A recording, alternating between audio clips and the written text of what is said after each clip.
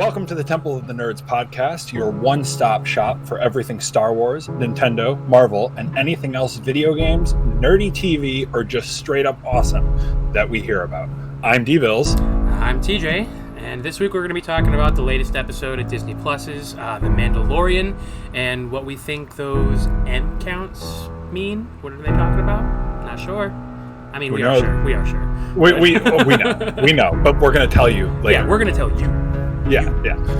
We'll also be talking about Nintendo's new Zelda spin-off, Hyrule Warriors Age of Calamity, and what we think it means for the series as a whole. I got some thoughts. I'm sure you do. Sure. I'm sure you do. This being our first episode, there's a lot of nerd news that we've missed over the past few months, so we're just going to start our show off by hitting a few big-ticket items that we just have to talk about. Of course. So strap in, pop those headphones in your ear holes. We got this. And get ready for two nerds talking your ears off. Can we put our headphones over our ear holes too? They don't have to. I've got them over. So yeah, whatever. You do you. Whatever makes you happy. Hey, man. Hey, so TJ, what are you playing nowadays? Well, I've been playing obviously Age of Calamity. Of course. I got it on launch day. I didn't know if I was going to originally get it on launch day, even though I'm, the Zelda guy. Yeah, but, I actually was working launch day and was planning on getting it launch day, and then got home, sat down at my computer, pulled up Twitch, and saw somebody on my Twitch streaming Age of Calamity, and I was like, "What day is it?" Oh, I knew. I knew it was coming. I knew it was coming too. I just didn't realize it was coming that day. Yeah. And then went and bought it. So I've also been playing a shit ton of Among Us. Yes. You've actually introduced me to so many awesome people. Yep. And we've all been playing almost regularly every night. Like, we might skip a night or two, but every night, every other night, we're getting at least 8 people now. 8 people great. a game, which is good. We actually have had a couple times now where we've had to like put people on like a waiting list of sorts, so that we can get them in. Whenever anybody pops out, we hit the next person up, and it feels kind of cool. Like, it's just nice to have a whole group of friends to play video games with. That new map, I haven't really seen any pictures of it yet. I don't know if they exist, but I've heard about it. And I guess they're adding some new things that we can do and whatnot. I think so. I think there's going to be some different tasks and stuff. They have shown one picture of the map, but it's only like a small portion of the map, it looks like. Okay. And it looks like it's in like a very wide open space, which is weird because a lot of the other maps are, kind of closed, even if you're outside in, like, for example, Paulus, the map Paulus, that's the one where you're outside in the snow and everything. It's this one particular area that they showed in the screenshot, though. It looks so open. It's like a big cockpit area, but it's just really open. Because we haven't really had, except for like the outside hallways in Paulus, we haven't really had a room where you can't see from either side to either side. Yeah, the only thing I can think of is like without the cafeteria. Shrinking the right. There's nooks and crannies in different parts and stuff like that, but there's no really room where you can't see the other side. And I guess the map is actually referencing one of the company's older games, Stickman, I think it's called. I couldn't even tell you what company made Among Us now, so I can't think of it right now off the top of my head either. But I know that they have an older game. I think it's called Stickman or something like that. Sure. And I want to say it was a Flash game. Yeah. But I'm not 100% sure on that one. Yeah. Could be. I have been playing a lot of Destiny 2 recently. Still, yeah. Well, the new stuff just came out. They added stasis. I have not yet gotten to unlock stasis as a power, but I've been given it throughout the story. So it's really cool. There's a lot of cool stuff you can do with it, and anybody else who's using stasis against me in PvP is cheating. Of course. Yeah. Of course. Yeah. What else? What else would be the explanation? Yeah, I played a lot of Destiny 1 as well, and they took stuff out of Destiny 2 for this most recent expansion, and it's really nice to go back to the Cosmodrome, which was like the first area you go to in Destiny 1. Yeah, so they just I played added a little that bit. back. I played a little bit of Destiny 1 when it came Yeah. out, but I'll be honest, it just wasn't my thing. It's not for everyone. I personally have just kind of lost my love of that I had for first-person shooters. Sure. Like, I enjoy a good Borderlands, but Of course. Borderlands is, I wouldn't even consider it a first-person shooter. It's more like an RPG. It's too much of a comedy routine for yeah. to be a serious first-person shooter. But yeah, so I haven't played a lot of Destiny. Yeah. You been playing anything else? Let's see, what else have I been playing? Mobile phone games. Okay. Right? Yep. I play, it's called Dragon Ball Z Legend. Or it's not Dragon Ball Z Legends, it's just Dragon Ball Legends, isn't it? Okay. Yeah, and it's one of those like card games where you collect the characters and build a team and fight, and it's the fighting system is really cool, but it's a very pretty game, and it's got lots of Dragon Ball fan service, but that's a pretty terrible little Okay. Oh yeah. Oh, there it is. Yeah, there it goes. Okay, so yeah, looks pretty cool actually. it is. It's really cool, and it's got like an original story and everything. This guy in the front with the tail, that's Shallot. He's a Super Saiyan that traveled through time a little bit accidentally and lost his memory and has to, remember who he is and figure out how to. And they like change the story of the show around a little bit. Mm-hmm. So if you know the story of Dragon Ball Z and Dragon Ball Super, the story of Dragon Ball Legends is a lot of fun because it's like a slightly off retelling of how it goes, with instead of Goku being the hero, this guy Shallot is the hero. Okay, and, well that's cool. Yeah, is he like a brand new character to the game? Yeah, he's he's specific to the game. He's not anywhere else. Yeah. You can gain all different kinds of it's very much a microtransaction-y game, but you can play it without microtransactions. Of course, that's But it's really cool when you're like pulling new characters. You can get a pack of 10, and it's like, okay, generic Piccolo, generic Trunks, generic Gohan. Oh, I got a Super Saiyan Blue Goku. That's it's really sick. Yeah. And those are like more rare and more powerful. Yeah, it's really cool. I like that a lot. That's good. My brother plays is it Fire Emblem Heroes?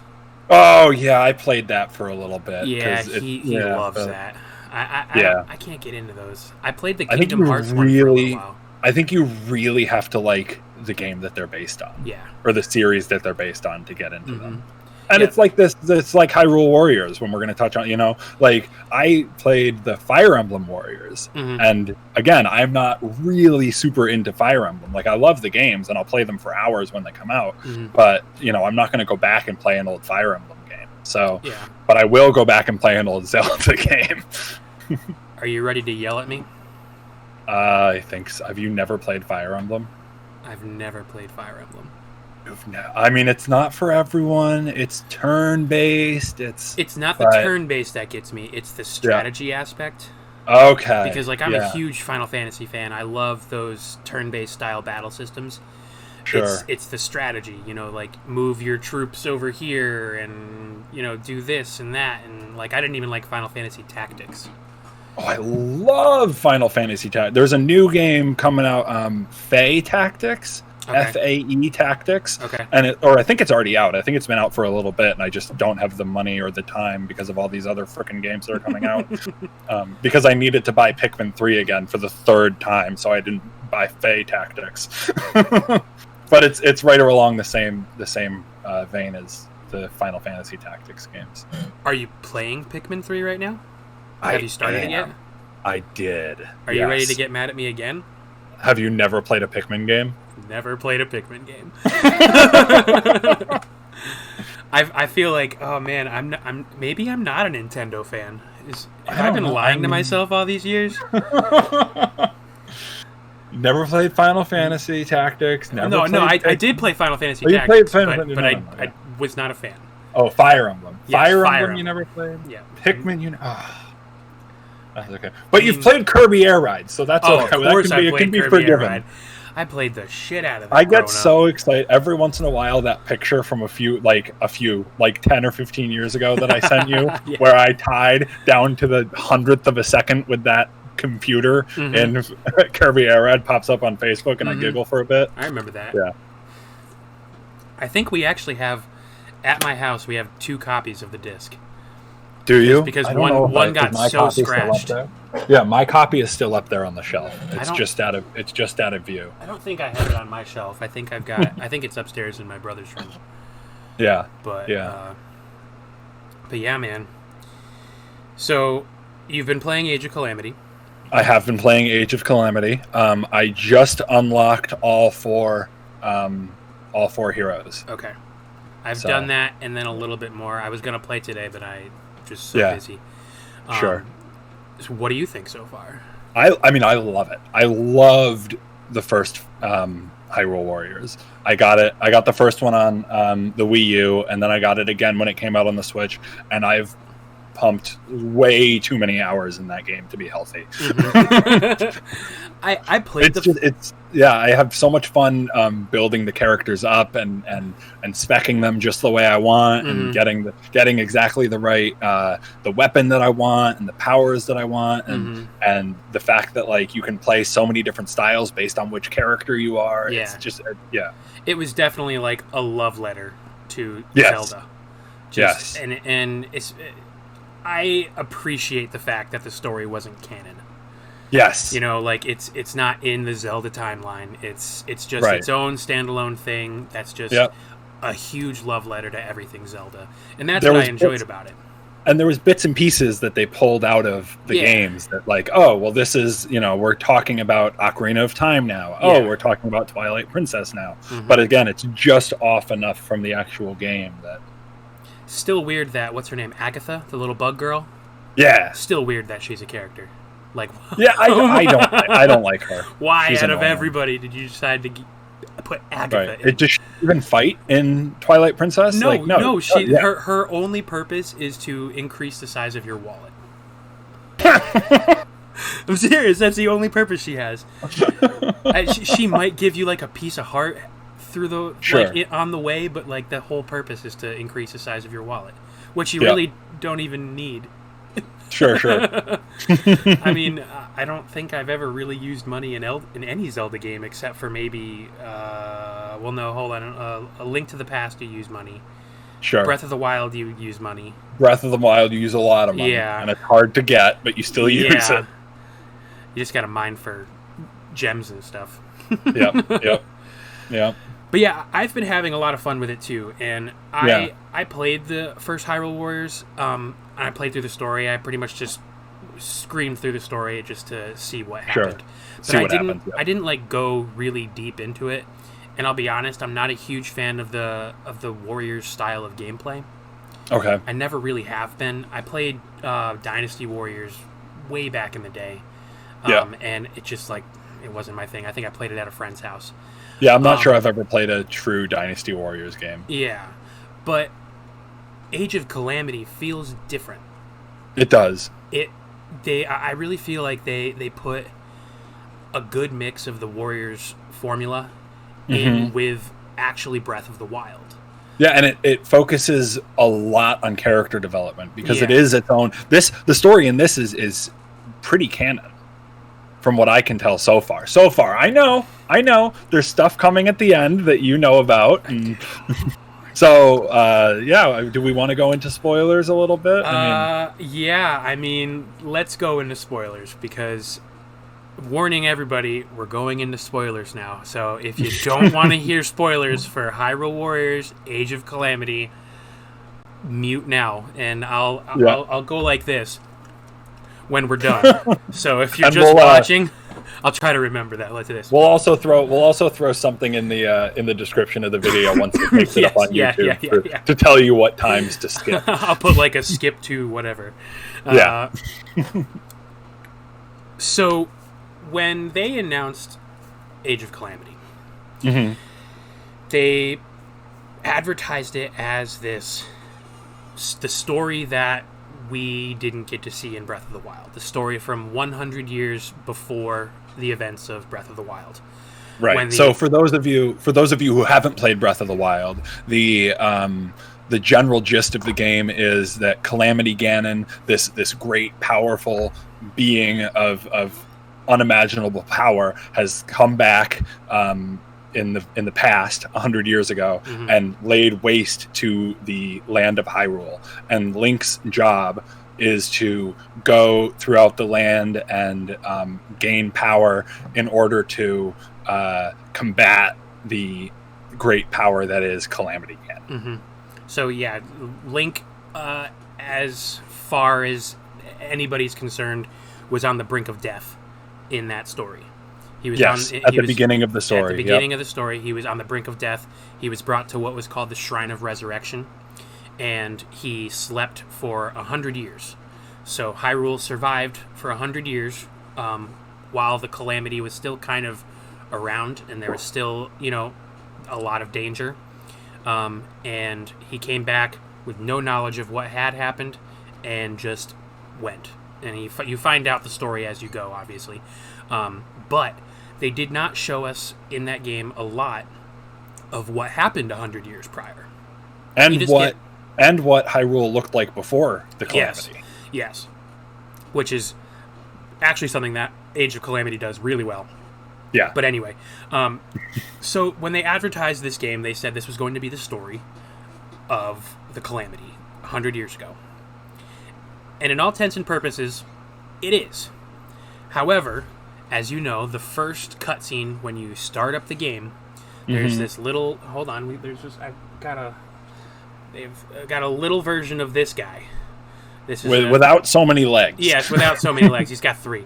But a little guardian. And he is in Zelda's room, actually, in the castle. Yep. And he wakes up as she uses her Triforce power to seal Ganon away for as long as she can. So that was right after Link died. That was right after all of the champions died, and Zelda went to seal Ganon for as long as she could. As soon as she used that power, this little guardian, his name... I'm not going to tell you his name. I know, I'll say it. His name is Terrico. Right. He wakes up, and he starts to be attacked by that guardian that I just showed you, another one. Yeah. And as he's being attacked, he opens up a time portal. And there's actually videos online of people that translated the text that goes around the portal, and it says, like, open the gate of time or something like that. Yeah. So we're really getting into, like, Ocarina of Time territory. Like, the territory of time travel and just going back to fix things correctly. Sure. And as the little egg boy jumps through, a little bit of malice, the Ganon's goo, comes in through the portal as well.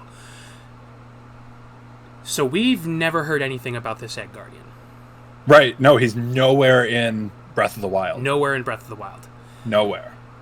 But him coming through is actually creating a time split. Sure. The story that we're seeing in Age of Calamity is not really what happened 100 years ago. He is fixing what happened 100 years ago. So the end of the game, and this is where we're really getting into spoilers. I haven't reached the end of the game. Yes. Have you reached the end of the game? No. No. But we know. I cheated.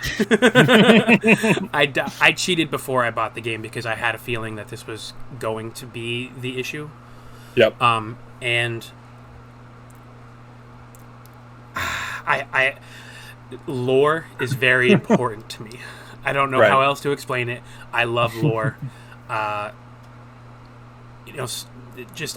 mean, that's why I'm a huge Star Wars fan too. I love Star Wars lore. I love Zelda lore. I've got all the different Zelda history books and stuff. I mean, the man has a Master Sword hanging behind him. I have another one here too. But so at the point in the game where all of the champions are about to die out of nowhere. This is like some Avengers Endgame Doctor Strange portal shit. Out of nowhere, each champion gets saved by their new champion from the future. Ooh. So Sidon comes in it's older Sidon, and he saves Mipha. Riju saves, I think that's her name, Riju. Yeah, she's the little Grudo girl with she comes in through the portal and she throws her sand seal at which is named Patricia, by the way. Of course. Her sand seal's named Patricia. Why wouldn't it be named Patricia? And so all of the champions from the future who know what happened, they know that their former champions have passed away. So they're coming from the timeline that is canon. Yeah. But they're going into the past, but it's not their past. It's a different past to ensure that the champions survive. Okay. And they do. They do. So everybody was expecting this, we're finally going to see this heart-wrenching story. Yeah. Like, I can't wait to see the emotion. And basically, they all get saved. They all storm the castle. Master Koga helps. Of course he does. Master Koga is a party member. Yeah. Which doesn't make any sense. Honestly, it doesn't make any sense that he's there to begin with. I don't know how long those people live, but I feel like 100 years. Really long time. Well, I feel like 100 years would at least change your appearance a little bit. Right. Maybe he'd at least go on a diet or work out a little bit. But no, he's decided to sit on a bunch of pillows like Impa. Right. But so that's what they did, and it struck a chord with me. I was like, why did you tell us this was going to be the story from 100 years ago if it really wasn't? If it really wasn't, right. Like, this is just a whole different story. Yeah. And maybe I'm just a butthurt Nintendo fan, and I am. But I will say, now that I'm playing it and I know what the story's going to be, I'm enjoying it. Yeah. I'm enjoying it a lot. My only concern is that this is going to affect Breath of the Wild 2. Sure. Yeah. I want the story of Breath of the Wild to continue with Breath of the Wild 2. I don't want the story of Age of Calamity to continue in Breath of the Wild that 2. At all. Yeah, I want that to be its own separate thing. It can stay over there. That's the Hyrule Warriors stuff. Yep. Like, it exists, cool. Maybe we'll touch on it in another Hyrule Warriors. Maybe we'll do some DLC, whatever. Sure. Please don't make it affect Breath of the Wild 2, though. Which we've seen nothing else about in a year and a half. Just killing me. I keep seeing little things like, maybe we'll get it next year, and nobody knows. Well, nobody knows. There were thoughts that it was going to come out for Christmas this year, but COVID may have changed that. But considering that we haven't even heard anything about it yet, I don't think so. It leads me to think that it's going to at least be a November 2021 game. Right. I can't see them announcing a release date like for example, what it came out. Breath of the Wild came out in March of 2017. I can't see them coming out in January and being like, "Hey, Breath of the Wild 2 is coming out in 2 months." Yeah, they need to hype that up. They're going to, yeah. It'll probably be an E3 thing. Yeah. Yep. And if they don't show it at E3, good lord, why? Right. Then when will we get it? Yeah. I mean, if it that is assuming E3 can even survive the Rona. That's true. Because it was so messed up this year. It really was. It was a sad year for video games. Yes. But a great year for video games as well. Great year for video games. Speaking of great year for video games, squirrel. What's your plans on the new consoles? Oh my goodness! So I just bought a new processor for my computer. Okay. So I think the new consoles are on back burner. Yeah. It all depends on. I haven't gotten a special edition console on purpose in a while. Mm-hmm. I have the Destiny 2, or is it Destiny 1 special edition PlayStation 4. Is it white? Yeah, with the like. I think we have the same exact map. The map on top. It's got like the little. I don't even know what it looks like on top. It's underneath my PS3 right now. It's got like stars and stuff on top of it. Yeah. Yeah, I don't. That must be the same one. It probably. It must be. So I got that one, but only because I needed to get Destiny 1 for PlayStation. Mm-hmm. So I just bought them together. And then behind me here is a green original Xbox, which is actually the Halo Special Edition. Yeah. And I think I got that used at GameStop. Like, I just showed up. I'm like, I need an Xbox. And they're like, here, take this one. I'm like, oh, okay. Sweet. I didn't know what I was doing. That was, before I really became a collector and all of this showed up. Yep. But, yeah. But I think what I'm waiting for, actually, I know what I'm waiting for, is the Mass Effect Legendary Edition. Okay. Right? So they finally... Mass Effect is my favorite game series of all time. I could play Mass Effect over and over, and I have played Mass Effect over and over and over again. From beginning to end. And I think I'm one of the few people who will actually admit to liking the end of Mass Effect 3. I don't know if you know anything about it. Don't. Okay. I know that Mass Effect 3 was it Mass Effect? What was the most recent Mass Effect that came out? Andromeda. Okay. That I don't even get me started on Mass. We don't have time. We could do an entire podcast episode on my feelings about Mass Effect Andromeda, okay? But we don't have 3 hours of time to talk about Mass Effect Andromeda and how they screwed that up, but also how good of a game it is. Yeah, well, but are you ready to be mad at me again? You've never played Mass Effect? I have played Dragon Age, though. I thoroughly enjoyed Dragon Age. I've never played Dragon Age. Oh, well, we should switch. Well, there you go. I own Dragon Age a couple of times. Don't play Dragon Age 2. Don't play Dragon Age. No, just skip it. Just skip it. Just skip it. Copy that. That's my professional opinion. Skip Dragon Age 2. You heard it here first. So they're coming out with a re-release of Mass Effect. They're putting Mass Effect 1, 2, and 3 all together in a box set and giving it to us with updated graphics. They're talking about how they might update Mass Effect 1 to play more like Mass Effect 2, but not really touch the story that much, because Mass Effect 1's gameplay didn't really age that well. Mass Effect 2 was much more fluid than Mass Effect 1 was.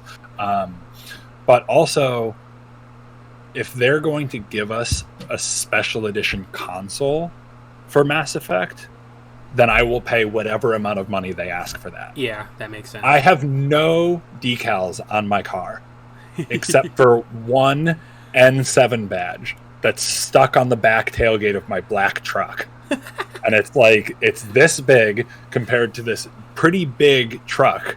And it's just a little note that unless you know what it is, you're not gonna... It's not like the Master Sword or, Master Chief's helmet or something. It's just this little N7 with a little red triangle next to it. And it's just makes me so happy to see it there every time. That's awesome. Then on top of that, I built a black and red computer. There you go. Yeah. So if they can give me a Xbox Series X that is Mass Effect themed, I'll do it. I'm sure they will. I hope so. I really hope so. I would hope so too. Yeah. But that's kind of what I'm holding out for right now. There's also no games that are coming out right now that I really need to play that I can't just play on my computer. Yeah. Valhalla, I'll get on computer. Spider-Man Miles Morales. I liked the first Spider-Man game. I didn't love it. It wasn't quite for me. The MJ parts really turned me off. Yeah, I get that. But even the Miles stuff kind of turned me off. Yeah. But that was before he was a Spider-Man, but... Right. And it was just, there was something else came out, I don't even remember, that took my time away from it, and I never made it back. So I'm not, and then I can't even think of something on the Xbox that's an exclusive right now that I need an Xbox to play. There's nothing, I don't think. Right. I don't think there's anything where, at least PlayStation has a couple of... Yeah, I mean, there's Halo, but that's not out yet. No, it's not out yet. And I don't know if it's going to anytime soon either. Right, and the fact that Halo and... or that Microsoft Xbox, essentially, has this really good partnership going with PC players right now for the Game Pass. We might get Halo Infinite on Game Pass, or at least playable on a PC right away. It would make sense. I don't see why they wouldn't. I mean, you can pretty much play anything you can play on an Xbox on your PC. Right. So, in that case, do I really need an Xbox right now? Not really. Unless you're trying to collect it, like you said. Unless I'm trying to collect it. So, that's why I'm waiting for a special edition. And depending on when God of War comes out for PlayStation, that would make me get a PlayStation. They've announced it, but I don't think there's a date. Especially if they keep the voice actor for Kratos the same. Oh, they have to. Yeah, well, I don't know if they have to, because Christopher Judge is not the guy who voiced him in the first three. Yeah, but I mean, come on, we need to hear him say, boy! Right. The amount of time I spent playing God of War and just believing that he was Teal'c from SG-1 instead of Kratos, because he plays Teal'c in SG-1. Yep. Right, so I'm like, this is Teal'c talking to his son! It's not Kratos talking, because I never played the other God of War game. So this was the first God of War game I ever played. Really? You never played the old ones? So I'm like, this is not Kratos. This is Christopher Judge. Yeah. Fighting the evil. I'm like, this is so much better as a Christopher Judge game than it is as a God of War game. Oh man, I totally squirreled on you. Hold on. Hey, future TJ, put in a clip of Doug from Up going squirrel right now. Great. There you go. Good job. You did it. Yeah. Looks great. It looks great too. That clip. That looked very well. Did you see that? Oh man, that was nice. I've never edited a video before. That was pretty good. Look at me trying to make it so I learn things. Back to Age of Calamity. So based on what I said, what do you like? What are your thoughts? Like, you haven't gotten there yet. No. But like, what are your thoughts on that whole story? Huge turn. Yeah, the story so far is really cool, and I'm interested to see how they do that. If they can do that well, then I'll be okay with it. But if they phone it in and it feels like there's some superpower at work that isn't supposed to be in The Legend of Zelda, then I'm not going to be that happy with it.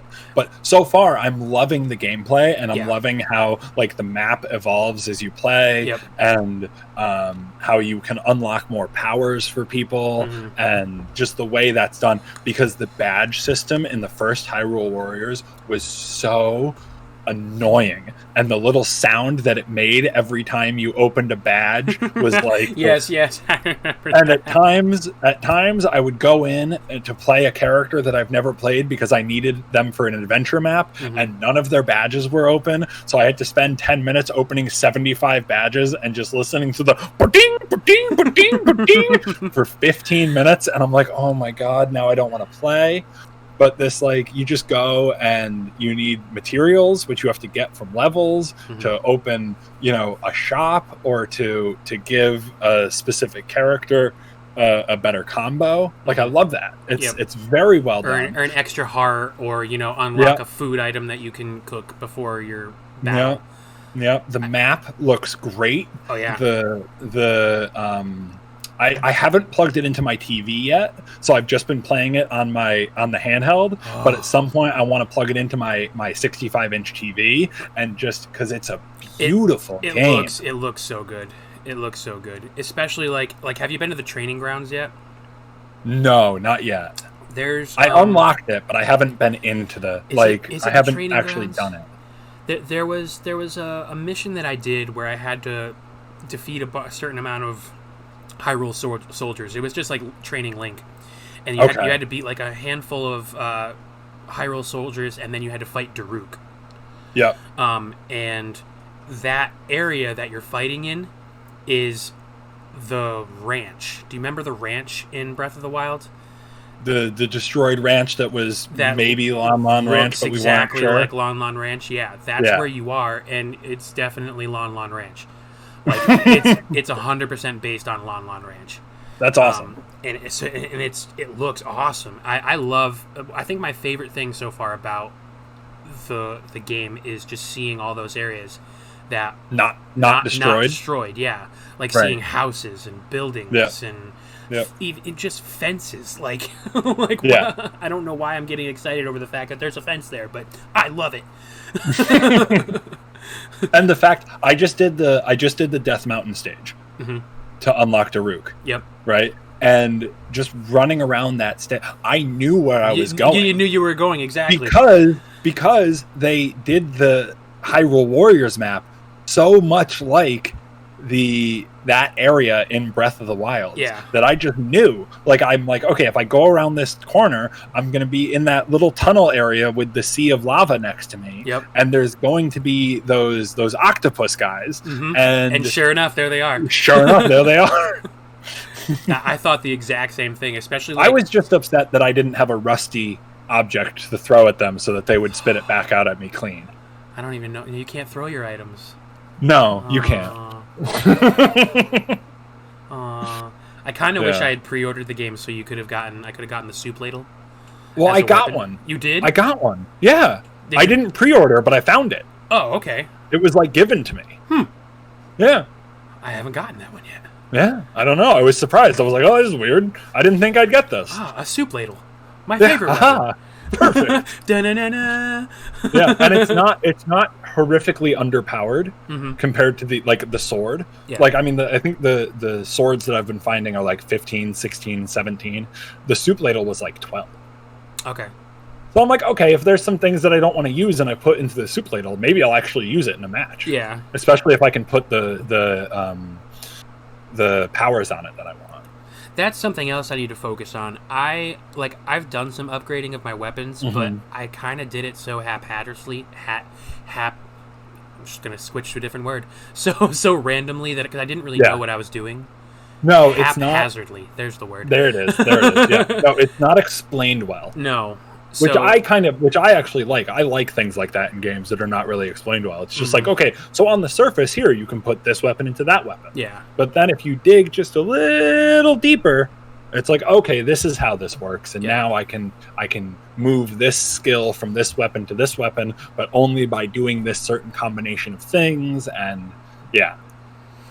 But yeah, man, overall, I'm really enjoying the game. Like I said, I was very hesitant to buy it. In fact, I didn't even buy it physical, which is something I usually do for Zelda games. Sure. I was like, I just don't know. I just don't know. But on a whim, I was watching somebody play on Twitch or something, and I was like, it looks pretty fun. Yeah. So I ended up buying it, even though I knew full well what the story was. I knew what the story was the night before because I happened to find some videos on YouTube.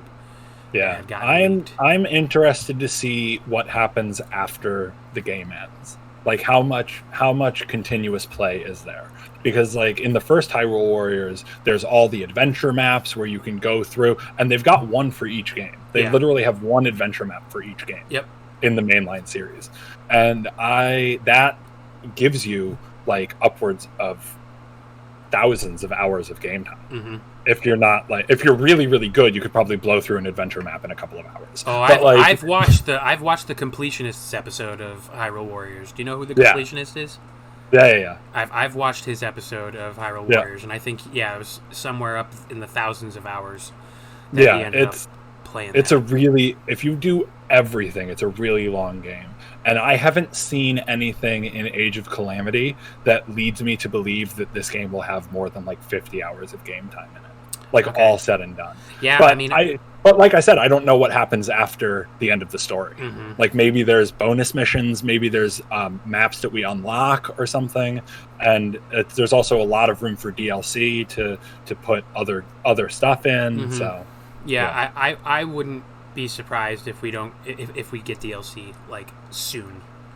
Sure. Because from what I've heard, the game already sold 3 million.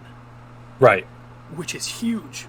I think it's the best-selling Warriors game. Probably. Ever, I think. And that's including Dynasty Warriors. Right. I mean, when was the last main series? I mean, not that you're going to know this off the top of your head, but when was the last main series Dynasty Warriors game? Like, I don't even know, and I don't even know when what it was released on. you know. Are you looking it up? I was about to look it up too. I'm looking at Dynasty. Does anybody who's in the chat right now know when the last Dynasty Warriors game came out? Oh, I should have done that too. I haven't even brought up your your chat. So, okay, Dynasty Warriors 9 came out in 2018. I don't remember Dynasty Warriors 9 coming out in 2018. No. The last the last game that I knew about was Fire Emblem Warriors. Right. Dynasty Warriors 8 came out in 2013. I don't remember Dynasty Warriors 8 coming out in 2013. It was such a niche. It's a very niche thing. Right. So you put Dynasty Warriors and Hyrule Warriors, which they learned a lot from the first game, into Breath of the Wild, which was an amazingly successful game. Of course it's going to be one of the most successful, you know? Yeah. And tell people that you need this game to understand the story of Breath of the Wild. Whether you do or you don't. I've been looking, I've been waiting. Obviously, I'm subscribed to a handful of Zelda YouTubers and stuff. Sure. And really, nobody has talked about it yet.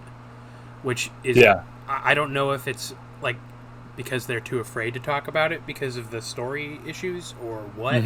But I haven't heard any other opinions except for just my own and maybe a comment or two on Twitter or YouTube. But it's all been very hush for some reason, and I don't know why. Yeah, and I wonder if it's just because, again, it's a Warriors game. Yeah. And people are just playing it as a side game instead of the main thing they're playing. It's a very big possibility. Yeah. Yep. But I can't wait. I can't wait to finish it. I think I'm 7 hours in, something like that. Yeah, I have no idea how many hours I have in it. I don't pay that much close attention when I play it, honestly. It's the game I play for an hour before I go to bed or, I think half an hour when I wake up. I just happen to notice when I saved because it says how long you've been playing. Sure. But, all right. Yeah, man. Are you ready? Oh, I'm ready. Are you ready? I am ready. Okay. Ladies and gentlemen, we are now going to begin talking about The Mandalorian. This is something that we both have major feelings about. TJ and I are huge fans of Star Wars and have lots and lots of feelings about Star Wars. Ooh, hold on a second. I gotta go get a prop. Okay, he's gonna go get a prop. I'm gonna wait until he gets back to ask him the question that I was gonna ask him. But we're gonna talk about The Mandalorian. And we're gonna talk about the most recent episode that just came out on Friday the 20th. So this man is showing us his lightsaber. I got this at Galaxy's Edge in Disney World. This is a replica of Luke's green lightsaber. I don't have a blade yet because they were expensive. but I love this thing so much. Look at it. All of its glory. It's so pretty. Yeah, so pretty. I can't display it anywhere. It'll be seen. Yeah. No, I'll just put it off to the side. I don't know. You need to build a little prop or something to put it on, you know? I'm sorry, say that again. You need to build a little prop or something to put it on, like a little... Yeah. Well, it's got a case, but it doesn't... Oh, okay. It doesn't, I can't just put it over here. I don't have any room on my desk. Yeah. But anyway, yes. All right, so once again, if you have not seen the latest episode of Mandalorian, which came out, Friday the 20th, yes. Right? Yes. I don't really care. We're going to talk about it anyways. Oh, I never did the thing for the... We're done with spoilers. But we're going to go right back into new spoilers. More spoilers. Though, if you don't want Star Wars spoilers, this might be the wrong podcast for you. Yeah, because we're going to go heavy on the spoilers. We're going to go heavy on the spoilers. TJ has seen everything Star Wars. I have not seen the cartoons. I have seen Clone Wars, but I have not seen Rebels. I've even seen the holiday special. The new one? Both. Yeah. So there you go. So TJ has seen everything. I have not seen all of Rebels, but I know kind of what happens. But apart from that, we have lots of Star Wars knowledge. So where do we start with this most recent episode? Do we even start on the most recent episode, or do we? I don't know. Do we start just with the big reveal in episode 1 that Boba Fett's alive?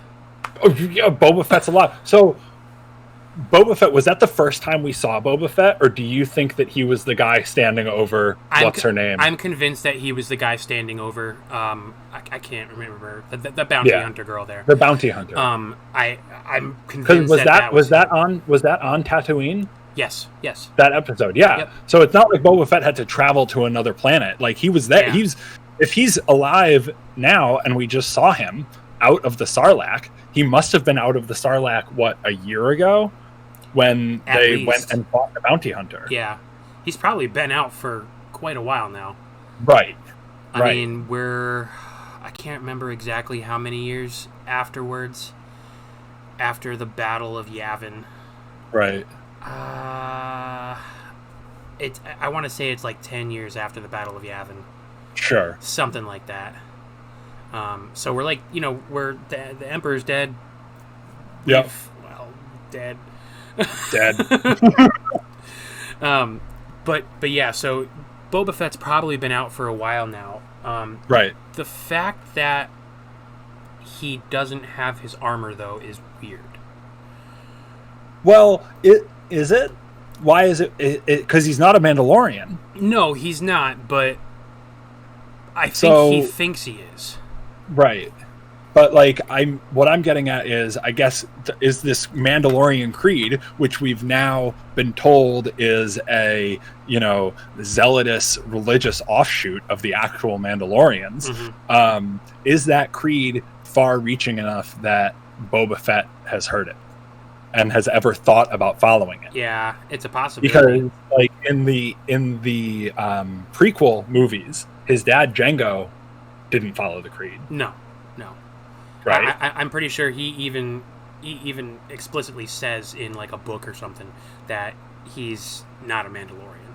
Right. So if his dad doesn't follow the creed, at what point? I mean, we never see him with his helmet off in 4, 5, and 6. Mm-hmm. Was he following the creed, or was it just because he didn't take his armor off?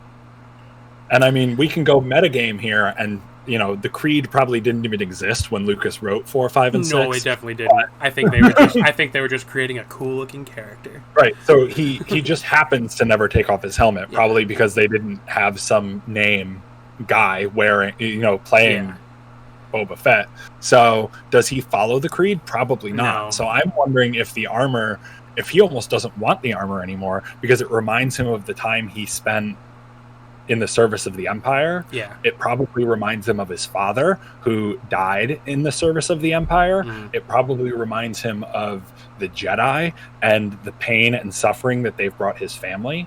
So does he even want his armor? I don't know. Point. That's a good point. But see, what gets me, though, is at the very end of that episode when we see Boba Fett, he's watching Mando fly away with it. Yeah. It's like he knows he has it now. Right. But do you think we're going to see him again this season? Or do you think it's just going to be putting little bits of Boba Fett in every season until he becomes relevant for it? Right. And it's kind of going back to what I was just talking about. I think it all depends on how closely Boba identifies as a Mandalorian anymore. Mm-hmm. Okay. Because we're gonna we'll see Mandalore this season. I don't know. That'd be pretty cool. Do we know how many episodes this season is going to be? Do we know it's going to be another 8-episode season? I don't know off the top of my head, but I wouldn't be surprised if it's just 8. If it's not 8, maybe 10. Right. So if it's only 8, do we have time to make it to Mandalore? Because we're already on episode 4. Yeah, we just watched episode 4. Right. So I don't know if we have time to make it to Mandalore. No, I don't think we do. So if we knew we were going to make it to Mandalore this season, then I would think, okay, maybe we'll pull Boba in to he's got some feelings on what should happen with Mandalore. Mm-hmm. Being part of the Empire and potentially not wanting to have any knowledge of the Empire anymore. But I don't know if I want to see Boba Fett again. I don't think I do. Yeah. I don't think I want to see him. I think that Boba Fett needs to stay his own thing. Right. And if they're gonna do anything with him, maybe do a spin-off series, but like a small one. Yep. Because I mean, think about it. They barely used him in the movies. Sure. In episode 5 and 6 were the only ones that he was in. Yep. They barely used him. He had no character development whatsoever. Right. I mean, he was there. He was a douche, and then then Han Solo accidentally hit his jetpack, and he went flying, and then he died. Like, that was it. Yep. So, like, what can they do with him? Yeah, Like, I don't know. What do we want? They've had some stuff in Clone Wars with young Boba. Yeah. But and in the prequel movies, like we felt bad that his dad got his head cut off, and like, we saw the little rebellious side of him, and thinking that he's better than everyone else because that's what Jango thought. Jango thought he was the greatest. His shit didn't stink. I mean, he essentially is Jango. So, right. If we're getting technical, he literally is Jango. Yep. Yeah. But yeah. So okay, moving on to episode 2. That was the one with the spiders.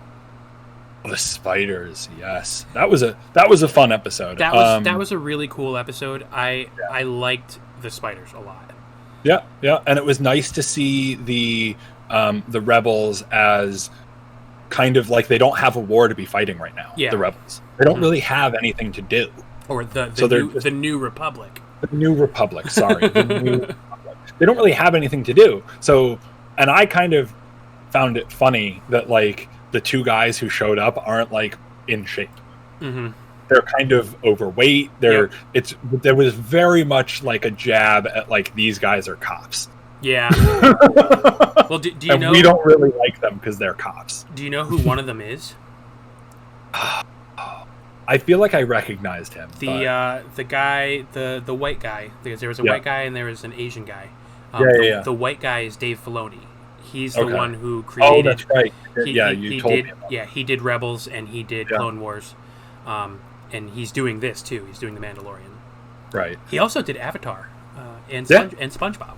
And SpongeBob, of course. Because why not? When you do one thing, you might as well do everything else. Exactly. But yeah, so that episode was really cool. Curious about what that planet was. Yep. Because we didn't really hear anything about it, and I wouldn't be surprised if we don't really hear anything about it again. Mm-hmm. But well, yeah. I only mention it because we'll go a little offshoot here. Did you ever play Jedi Fallen Order? Yes, but not enough of it to probably know what you're about to bring up. Well, they never actually say anything. Okay. But in that game, there's an ice planet. Oh, yep. Okay. When you first go to the ice planet, it show know how like when you're going in the ship, you see the ship going towards the planet. You see what it looks like, but there's like cloud. It's very cloudy from where they're entering. When you leave, if you go back, the planet looks different. And that planet has a very distinct circle around the inner, like around the middle of it. Okay. So this planet, which is called Ilum, and that's where you actually create your lightsaber. Yeah. And that's where the Jedis created their lightsaber. Mm-hmm. That planet was turned into Starkiller Base. So the theory is that ice planet that we just went to might be Ilum. Okay. It's not confirmed, obviously. It's not confirmed, but yeah. It's people wanting it to be true. Yes. Me being one of them. Yeah. But so that was definitely a good episode. It definitely felt a little filler. Yeah. But I don't consider there to be filler. This is a TV show where you basically have isolated adventures every episode. Right. With an overarching story. Turn to each other at the end of most episodes and be like, so much happened in that episode, but also nothing. Yeah. And then we get to episode 3. Oh, hold on. Let's go back to episode 2. Okay, back to episode 2. Why was Baby Yoda eating those eggs? I think it was just a comedy bit. Like, do you think it was a comedy bit? I don't know, because I've heard say that people think he was protecting the egg. Yeah, He didn't Because he was chew just them. sucking them down. Yeah, he didn't chew them. But he did chew the little spider thing that he took out of the egg. Right. He chewed that. He chewed the macaroon in this week's episode. Yeah. Yeah. It just seemed so weird, and so they were focusing on it. Yeah. And like, yeah, we know Baby Yoda likes to put stuff in his mouth. Right. But that seems so specific. And even in the scene where he first sees them, he puts his hand up to the case. And if you look, they start moving ever so slightly towards his hand. I thought there was going to be a force thing going on when he did that. But they didn't explicitly say that, but also nobody really seems to know what the force is. No, they don't. They don't. So maybe next episode they will. Maybe. I hope so. God, I hope so. So episode 3 then, we get onto that water planet. And I damn near lost my mind when they hit Baby Yoda into that mouth of that creature. I want to call it like a water sarlacc pit. Yeah. I was like, excuse me, what? You're gonna do that now? You're gonna kill Baby Yoda now? No, again, my wife was like, "Oh, he's dead." I'm like, "Well, why would they? That would end the show. Nobody would watch the show anymore." Don't hurt that child. Don't hurt that child. Yeah. But then when he gets out and he turns to the other Mandalorians and says, "The kid's in there," they don't even think. One of them doesn't even think twice. He just jumps right in. Mm-hmm. Yep. And then you find out that one of them was Bo-Katan, who is just one of the best Mandalorians, in my opinion. So good. And it makes sense that she's in it because she was the last person that we know of in possession of the Darksaber. The Darksaber, yes. I don't think you've gotten that far in Rebels. I haven't gotten that far in Rebels. But Sabine, you know who Sabine is. I do know who Sabine is, yep. She was in possession of the Darksaber for a little while. And she was training with Kanan and Ezra on how to use it. And then she ended up giving it back to Bo-Katan. Because it's supposed to be with the Mandalorians, especially with the ruler of Mandalore. Right. It's kind of their crown jewels almost. Yes. Yeah. So seeing Bo-Katan was like awesome, but like also not surprising. Right. Like I was expecting something like that. But I really thought that other girl was going to be Sabine. Yeah. I was like, so I know that's Bo-Katan, but is that Sabine? Is that Sabine? Is that Sabine? And no, it wasn't Sabine. But I think she's kind of just like a throwaway character, honestly. Yeah. Just like support for Bo. Yeah. I don't think the other two characters are going to do much. No. Though I've seen the guy actor a few times in a few different things, so he's kind of a bigger, almost B-list actor. I think sometimes A-list. I think the girl is a wrestler. Yeah. So I could see they could use the guy because the guy's not a bad actor. The guy was in Agents of S.H.I.E.L.D. and did a pretty good job. Yeah, he did a pretty good job in Agents of S.H.I.E.L.D. Okay. He's working for Hydra in Agents of S.H.I.E.L.D. and gets his mind wiped a few times and becomes very subservient to whoever is currently holding his leash. And he's kind of a funny character, but at the same time a deeply sad character. And he's a pretty good actor, so there's stuff that they could do. Like, I don't have any ideas of what they could do, but there's definitely stuff that they could do that use him because he's a decent actor. Yeah. I mean, I'm sure we'll see him again. If we see Bo-Katan, we're probably going to see both of them. Right. We're going to see all three of those characters. I mean, we're definitely going to see Bo-Katan again. If not this season, then next season. Yeah. Because we're definitely going to end up on Mandalore. Yeah. At some. If not Mandalore, then something that they're using as their home base. Because I think Mandalore's gotten taken over. Well, Bo-Katan said that it's kind of a wasteland. Okay. Yeah, right that makes sense. And she said that. Well, she said that the Empire. I'm not sure if they all got driven off. I need to watch that episode again. She said something along the Purge. Right. She said something along the lines of the Empire showed up, drove a bunch of people away, killed a bunch of people. We, the Mandalorians, don't hold Mandalore anymore, but I want to go back and reestablish the Mandalorian Empire. Will you help me? Yeah. I mean, I definitely think that our Mandalorian, our Mando, what's his name? Din Djarin? Din Djarin, yep. he's definitely going to meet up with Bo-Katan just for the sole purpose of she needs to teach him that the Mandalorians that he grew up with that saved him and took him in, that's a small sect of the Mandalore as a whole. In fact, I think they're what was called Death Watch. You think they're Death Watch? Which was yeah. Which and there's a couple of things to back that up. It was that was originally run by Darth Maul. Yes. Not originally, but he did take control of them for a little while. And do you remember the armorer from the first season? Yep. Yeah, loved her. Do you notice how she had spikes on her helmet? Oh, she did. Okay. So it's like a subtle. It's something that could subtly be a nod. Yeah. Definitely. It's definitely something. Something is going on there. But yeah. Episode 4. Oh. See, we're saying it like this now. We're like, oh, this was such a great episode. But I think next week we're gonna be like, episode 5. I think it's gonna get insane. Well, nothing really happened in episode 4. No, until like the last 2 minutes. The last 2 minutes and the middle. Well, yeah, it was the last 2 minutes, wasn't it? Because it's only a 40-minute episode. Yeah. But there was like a 10-minute span there after they turn off the coolant when everything happened. Yeah. And it was potentially the biggest episode in the series so far. Yeah, for sure.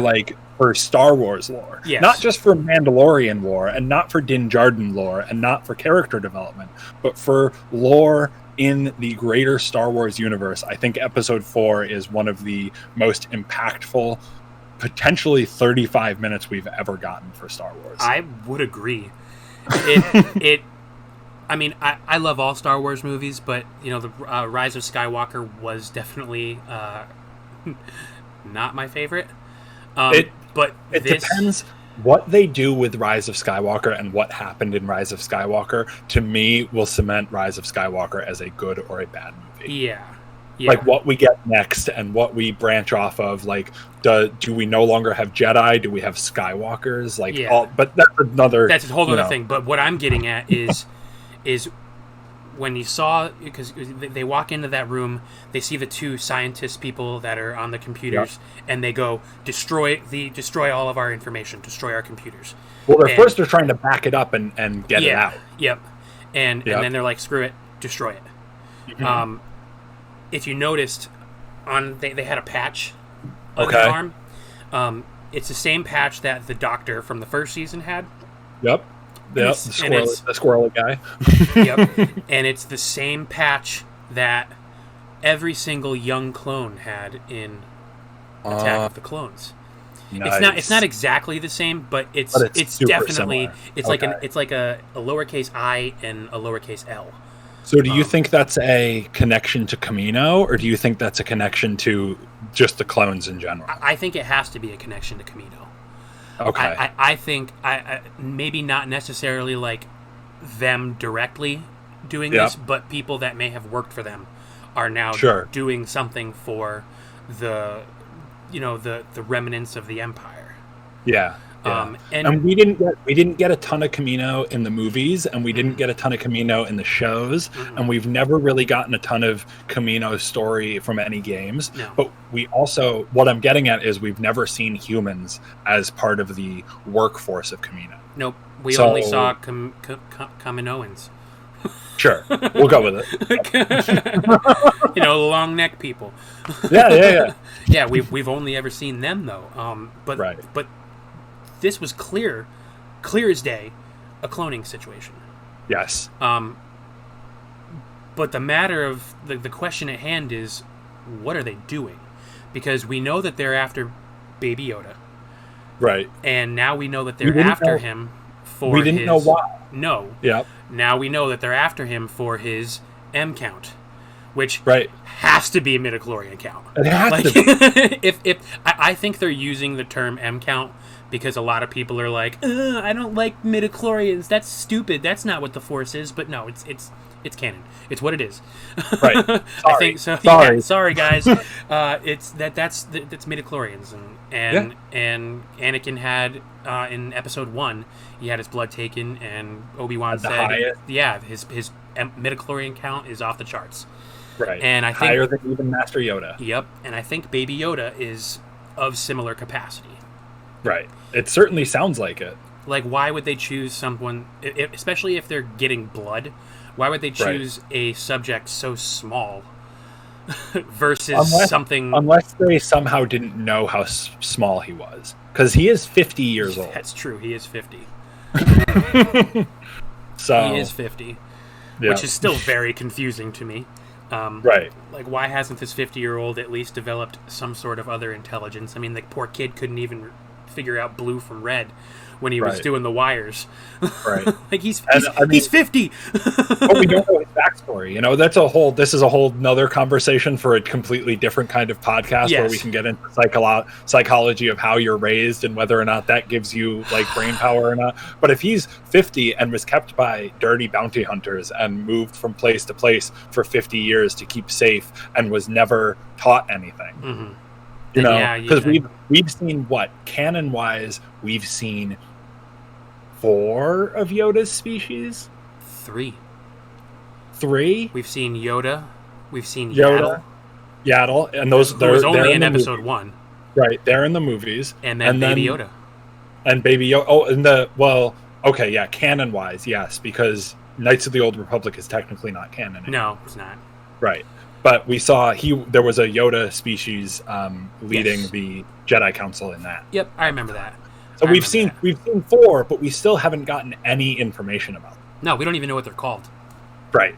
We don't know what they're called. We don't know what they're from. We assume that they all live to 700 years, but we don't know. At least 700. Yoda was 900. Right.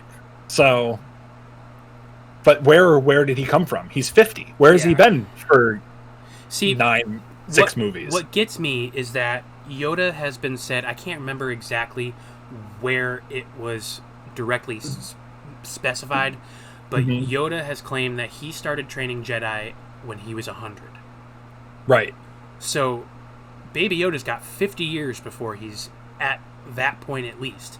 Right. But he's still a baby. So I guess theoretically, 50 years could be his infant time, and now he starts to develop. Right. But so by the time he's 1, he's training Jedi. Yeah. Well, yeah. Maybe he's only 6 months old. You know, I don't know. But yeah. The only other thing I can think of is that Baby Yoda is far more intelligent than we are being let on to believe. Yep. And I think that could be any number of reasons why. Right. But there has to be a reason why they chose him to clone. Or not necessarily to clone, but to use the blood. And I think what they're doing is... So what are they doing? Okay, so one of those... Because we saw the tanks, but only for a split second, and it was really hard to tell what was in the tanks. I haven't gone and looked for a scene by scene and looked at what a still frame of what it is, but what do you think is in the tanks? Okay, I have looked at screenshots. Okay. One of them very much looks like Snoke. I agree. It had the scar in his head. You can see a little ear on the side. Yep. And we know from Rise of Skywalker that there are multiple Snoke bodies. Yes. We saw a whole vat of them. Right. Which was disgusting. But very gross. But so I almost think that it's got to be something to do with it. But they're not. Right. They're not cloning Snoke, because I don't think Snoke ever existed. I think they created Snoke. I mean, I think they 100%. And he has. What is the likelihood that you accidentally create a being with Force powers? Mm-hmm. They needed to somehow give. Because Snoke uses the Force. We see Snoke use the Force. Very well. So he's got to get it from somewhere. And if he's using the Force that well, the midichlorian count that his Force comes from must be an astronomical location. Yeah. Yep. For sure. I mean, there's a scene in The Last Jedi where Snoke literally uses the Force from across the galaxy to move General Hux on the ground. Yep.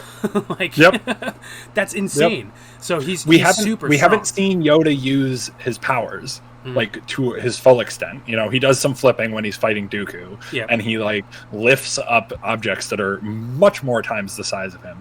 But we haven't, so we don't know the full extent of Yoda's power. And Luke, who's supposedly one of the strongest Jedi ever, was never really taught properly. So we don't know the extent of his power. We don't know the extent we don't know the full extent of anybody's power, except for kind of Snoke, and we get tastes of Palpatine's. Yeah. And I don't even think Palpatine is that strong.